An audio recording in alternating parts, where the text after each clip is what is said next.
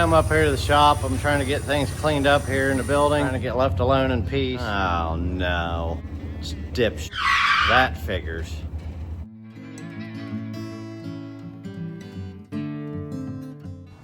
Well, I got the first passenger side wheel off. Brake shoes are down to the rivets. As you can see, the adjuster is all the way out.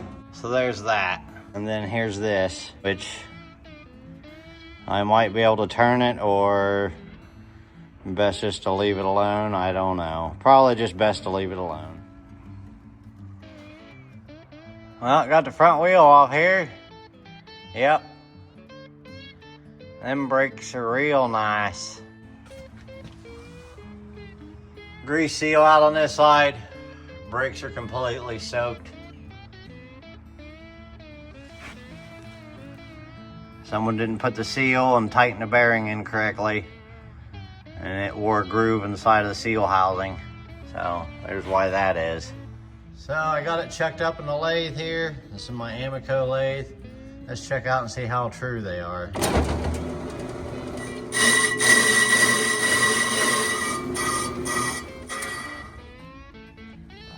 Now, as you can hear, it's a little out of sorts.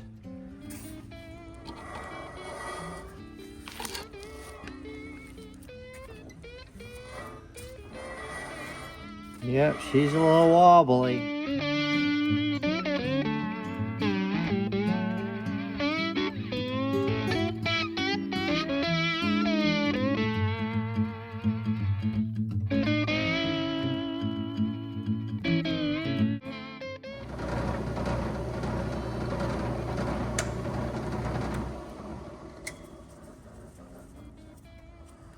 And ta-da! Let's see how this looks.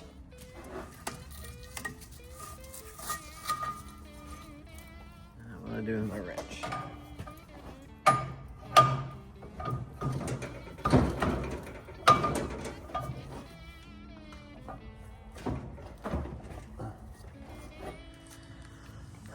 And here we are. Not too shabby. I still got some meat left in her. I think she's gonna be good.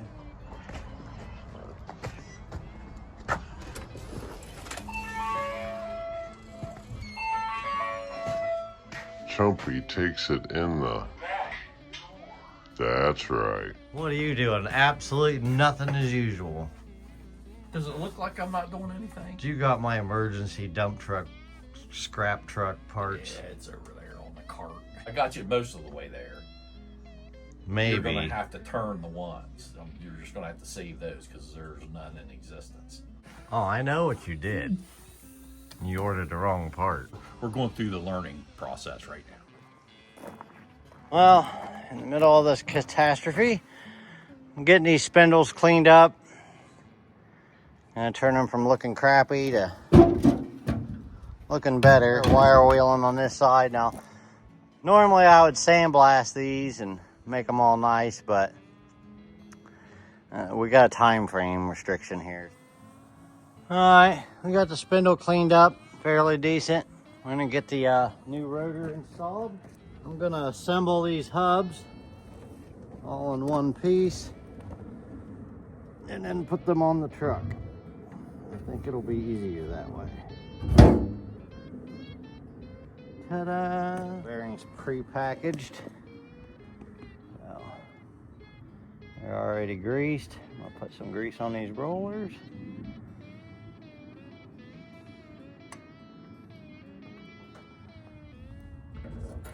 The washer and the nut cleaned up. Put that in there.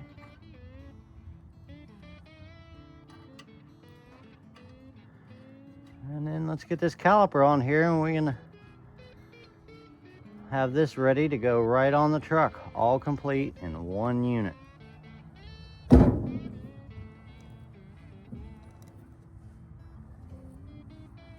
And she's set. Tighten this bearing down a little bit. All right, next thing I'm gonna do here, I'm gonna get this into this space. Now that should be fairly easy. We'll see here. Tighten that up good.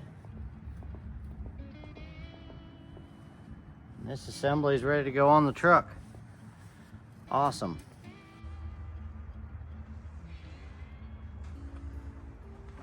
All right, well, I got the spindle done.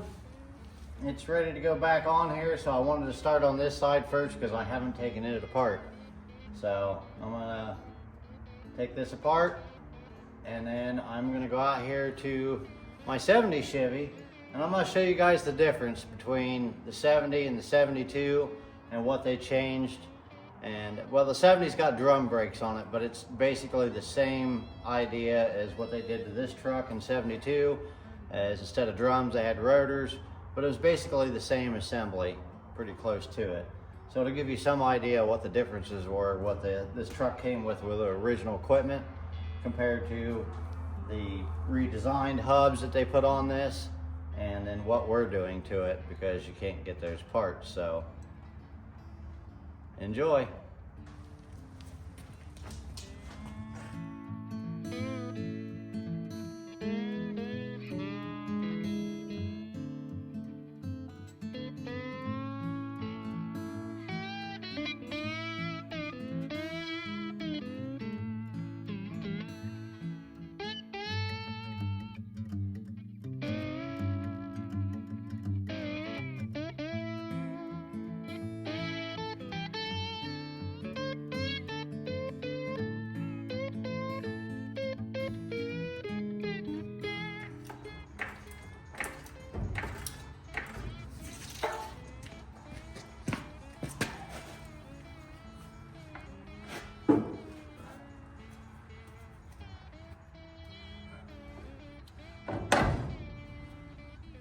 Ta-da!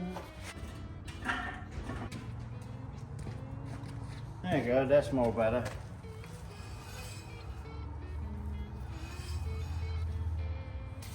Got dirt on everything already.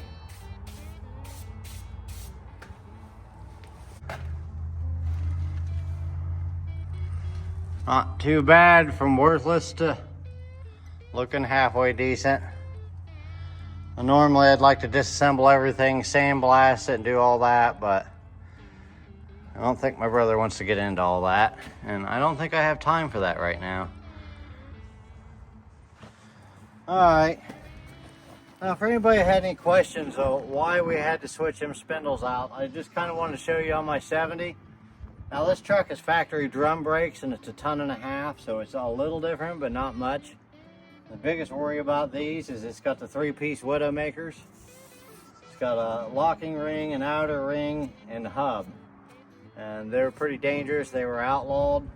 But we're gonna pull this off here so you can see what the actual original assembly looked like. This has got a drum on it, so it's not exactly the same, but you just replace the drum with a rotor, a top hat rotor that would bolt to this face plate that the wheel bolts to. And I'm going to take it apart so you guys can see what it actually looks like. Well, that's not good.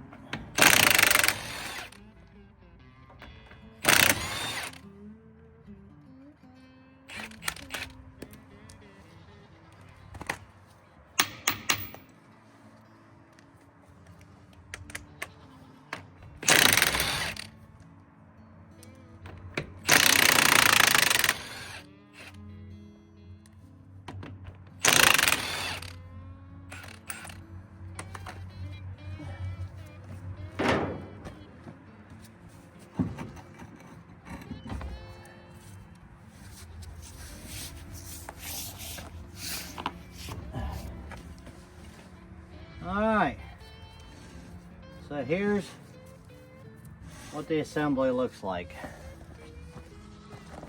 Let me help you out here. So as you can see, this drum here's got a bolt pattern that bolts to the drum. The drum's got a thickened face on it. And this hub assembly comes out.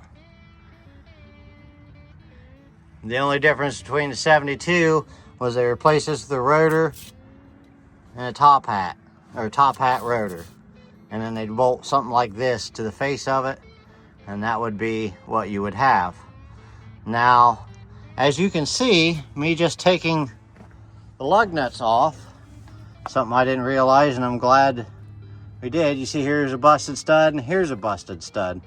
And as you can see how small the studs are on these. So there's only 8 of them. And this is a long wheelbase truck.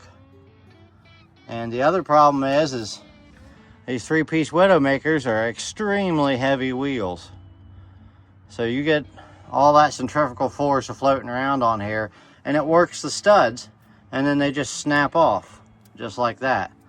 So you always got to keep an eye on these older trucks with these type of studs on them and this assembly.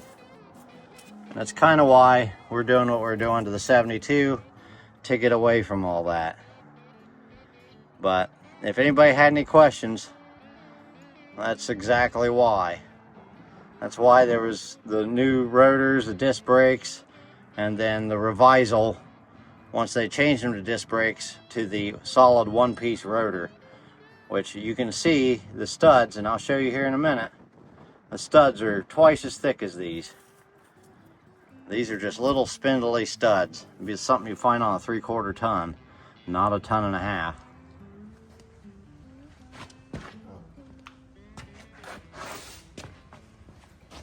Alright, here. All that done. I think we're ready.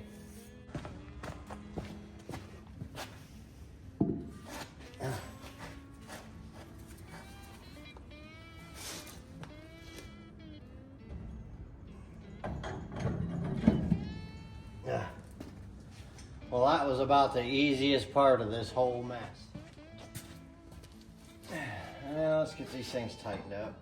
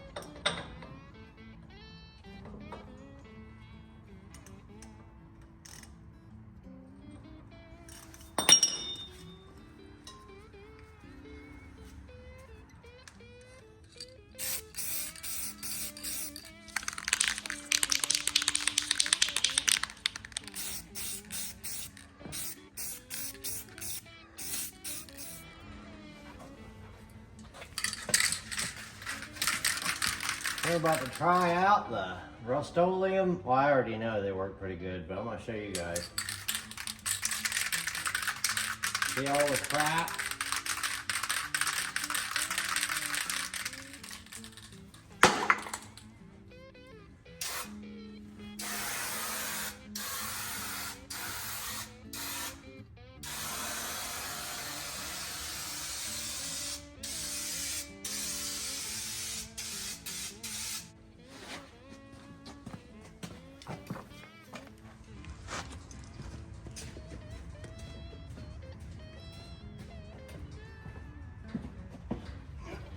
Oh.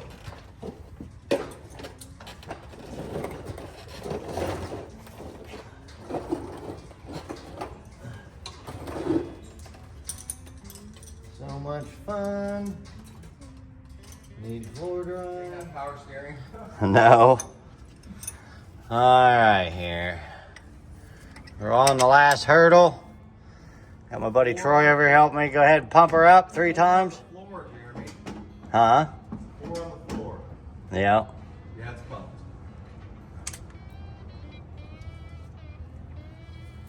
Alright, let it up. Clean out of it. Not as good as the other side. It's got a lot of air. There you go. Yeah, there you go. Nice. Alright, pump her up. You want to do it again? Yep. Alright. These brakes are going to be excellent, by the way. I can just tell. Alright, let it up. Hey, you want to do it again? Maybe one more time. Alright.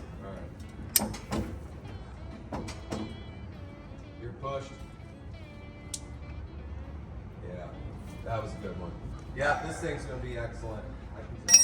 Brake-wise. Yeah. Everything else, I don't know. Yeah? You have doubts on this turd? You have doubts on this turd? Yeah, I got a bunch of doubts. Yeah, I don't understand it either, but here we are. Is what it is. We got to bring back to life the 70s. Right? Yeah, I guess. Oh, go in there and pump it one more time. You want one more run? Well, I got a bleeder up here, which first time I ever seen this bleeder. You ready, pump? Yep. 1, 2, 3, and help. All right, let up. Okay. It had a top leader. Yeah, up here off the proportioning valve. I did not know that. All right. She's looking good. At least the frame and braking system will be nice and Better, restored all the way. I guess. So you can haul junk at 35 mile an hour. There you go. Be the slowest vehicle he owns besides his tractor.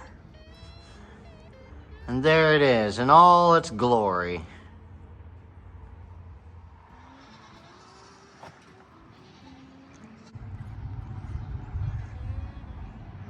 Brakes are gonna be one of the biggest things and biggest pain in the butt too. New brake lines, just like the factory. Look at that.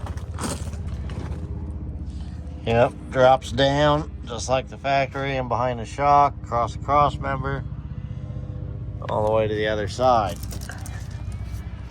And then all the way back. And ta-da!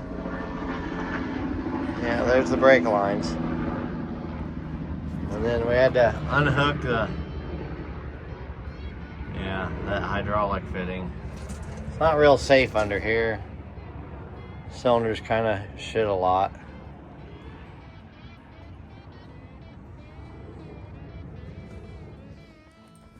Got the old removal tool 4000 here.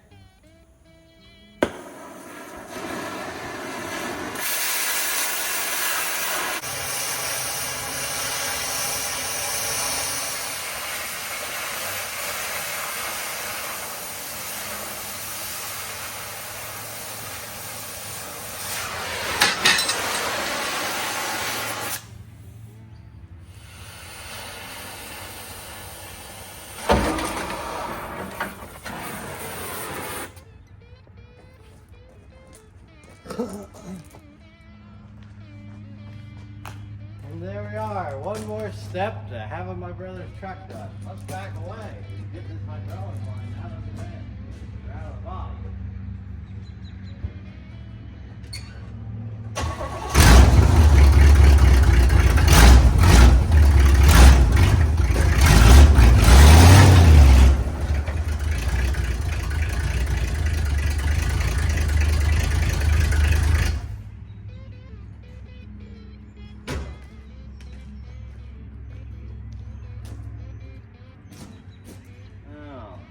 Got shit fucking ripped out.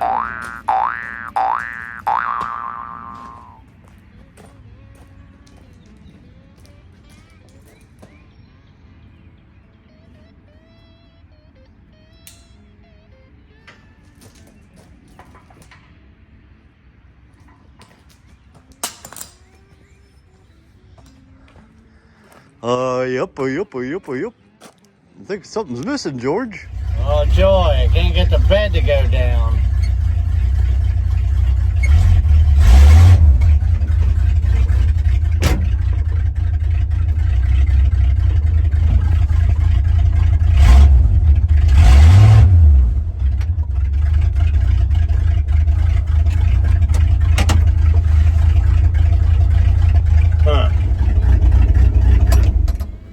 Well, we're gonna take my brother's pile of shit dump truck back to him.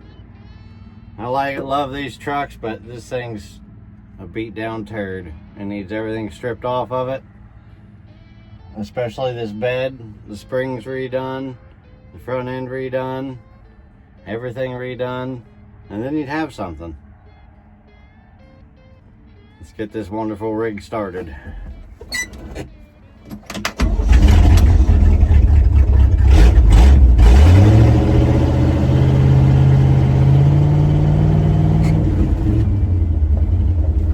Needs a clutch too.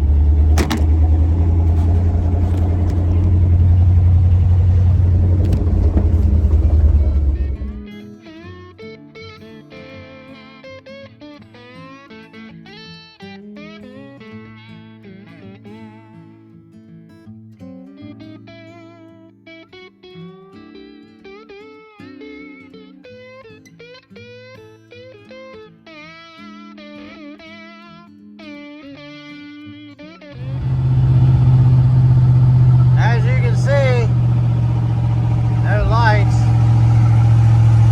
This thing is awesome.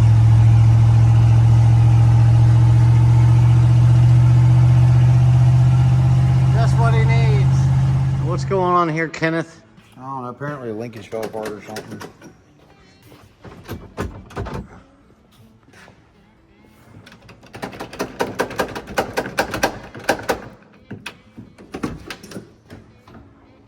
There, how's that? It's ridiculous. Time to build my brother. Yep.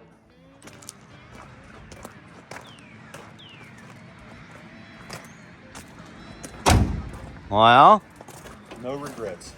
I got something else to bill you for too. What? Biscayne's door now opens.